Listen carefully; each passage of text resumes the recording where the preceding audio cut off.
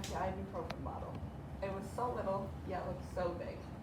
I first off want to say I'm not asking for your pity, but I just want to share my story with you. Flashback to sophomore year. I was a completely different person. I was seeking bad things for my worth. I would go to bad habits to seek my worth. I would go to bad people to seek my worth. And I was doing things I never would have guessed I would be doing in sophomore year. Started in 8th grade, went through 9th grade, and into 10th grade.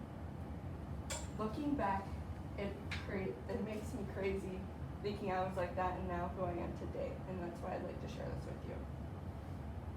I sat down with my parents a few nights after that happened, and if you know my mom, she is very supportive, also with my dad. And I looked her in the eye, and I said, I don't want to be here anymore.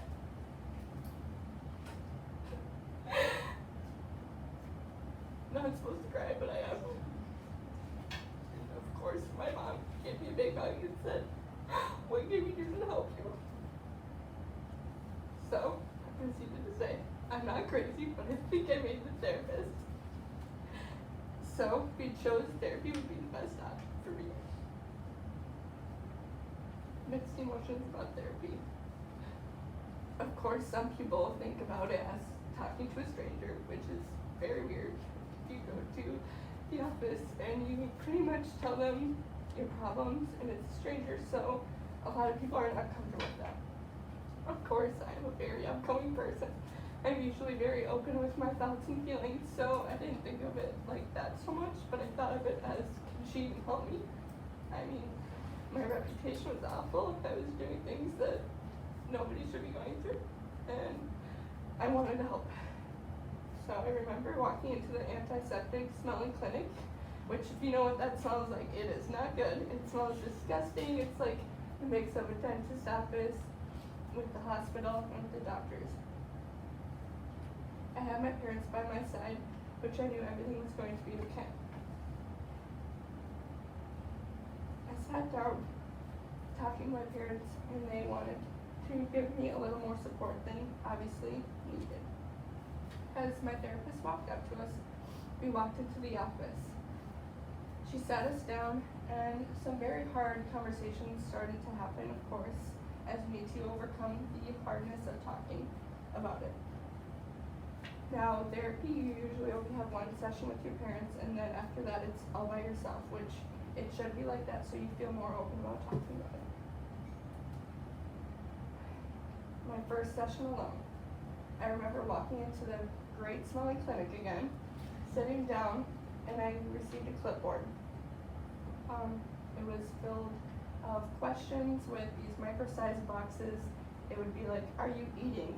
Are you going to bed on time? Well, in high school, I had to go to bed on time. It would be like, you know, what are you doing on your free time? Are you doing this? And then you start to feel like even worse, like I can't believe this is going through my head right now. Why was I thinking this? I remember walking into your office and I saw the big couch and I was like, that is my spot for the next few weeks. I sat down, got comfy, and I remember just like literally ranting. You pretty much just, if you ever have somebody that's willing to listen, you will just rant. And so it felt like almost like just somebody that was really there, but they were listening. And even though they weren't talking right away, you felt so at peace and at comfort. I remember her telling me it was going to be okay, and she was going to help me through this. Although she was a stranger, very soon she became like a best friend to me. I know it sounds weird, she's like 45, but she felt, we became very close and we had a strong connection. It seems so surreal looking from the outside perspective of mental health. If you have never been affected by it and you hear about anxiety or PTSD or depression, you don't obviously imagine what it's like because you've never gone through it. And people usually think it seems crazy to go through those things. Well, after a couple of sessions, I began to see a difference. We talked about my goals. We talked about who I was surrounding myself with. We talked about what I was doing in my free time. And I realized that if I wanted to change things, I had to change things. You can't expect change without changing things. Obviously, it seems very simple, but for some people, it can be very, very hard. I wanted to overcome those temptations, and I realized I was soon overcoming them again with bringing back my real friends and not going to temptations and bad people. I remember hugging my mom and saying thank you, because she is so supportive, and she allowed me to go to therapy. This life-changing experience shaped me as the person I am today.